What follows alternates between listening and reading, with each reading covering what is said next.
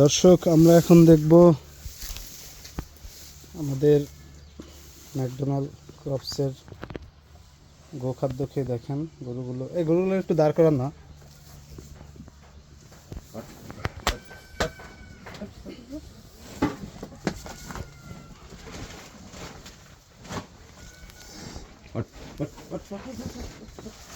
এটা কয় দিনের? এটা 35 দিন হয়েছে।